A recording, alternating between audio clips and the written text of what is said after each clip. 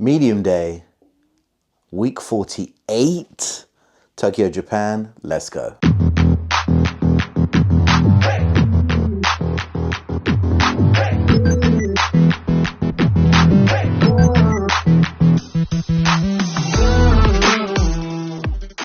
I'm Carl Ragavan, Europe's original starting strength coach. This is Beautiful Strength. Welcome to another show. So this week, no different to last, just pushing a little bit more progress. So the volume squats were fine. The pause bench also was pretty good. Definitely feel I've always struggled on bench. So a personal note for me is I think I'm one who's gets loose through the lats and my upper back. And I think that's previously why I've maybe kind of created shoulder pains or problems when I'm in a bench cycle, is flaring out my elbows and losing tightness in my shoulders. So the little back assistance work I do have on the rows and the lat pull downs has been helpful, because again, it's just connecting me with my lats a little bit. I think that's always been the problem for me on bench. And I think a lot of people struggle with that stuff too. So yeah, I'm just definitely observing it. It's kind of a thing that I've heard Bob Santana talk about with direct arm training. If you don't have that connection to like your bicep, doing chin-ups can be rough because you just don't have that connection with your arm. So that kind of person might feel lat pull downs or chin-ups in their forearms and grip because they actually can't even connect their biceps, let alone their lats, to the lift. So that was an interesting thing that I noticed on my volume pause bench today. Seated press was real spicy. I went up to 100 and really struggled. Again, I previously had my seated press on my Wednesday, so I would do it fresh. This has definitely changed the game. Pause benching and then going straight into a seated press, I'm significantly weaker, and that fatigue shows because 100 kilos, I think I've done a set of 10 when I'm fresh on a Wednesday, but straight after pause bench, you know, I barely squeezed out a couple reps with 100. So I dropped down to a plate and then I repped out 20 with 60 afterwards. Again, like I said before, you know, assistance lifts, you're not going to get that same demand of linear progress and adding consistent reps and weight and whatnot to the bar. So if you're doing assistance lifts, you may need to spice it up to push the progress. That's just the game we play. If you're focusing on the bench priority, your press, especially me training seated press on Smith once a week, as opposed to pressing 2 or 3 times a week, you know, having a 150 kilo press, demanding results from that, you know, it's just not going to happen. So it was just an interesting, humbling experience to be that much weaker. So because of that rep burnout I did on the seated press, it really smoked my tricep work going into my pushdowns and my LTEs.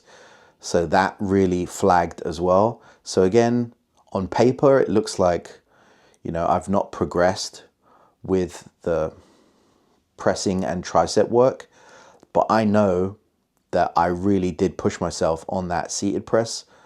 So that fatigue is going to help breathe progress. So again, that's the other thing to be aware of, is if you've pushed yourself more than you've previously done, just know that that has a knock-on effect to all the next lifts. So that's kind of what happened today.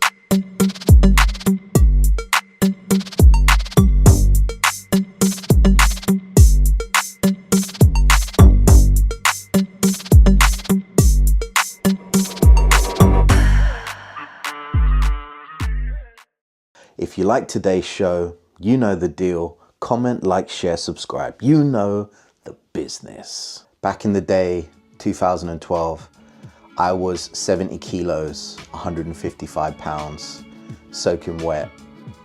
So I know what it's like to be skinny and weak. From judging the analytics, you guys aren't Sticker Club strong. It's 200-pound press, 300-pound bench, 400-pound squat, 500-pound deadlift. Most of you watching this aren't Sticker Club strong, and I'm gonna be real with you, that's not very strong anyway. 9 times out of 10, most of you need a coach. I am the original European strength coach, got credentialed in 2014. I'm also the strongest coach. That craft has been years in the making. Been in the industry for 2 decades now, since I was 18. So this is all I know. So if you sign up now, Beautiful Strength Gym, all one word, BEA, Beautiful Strength Gym, I can be your coach. Sign up today. Remember, the barbell never lies.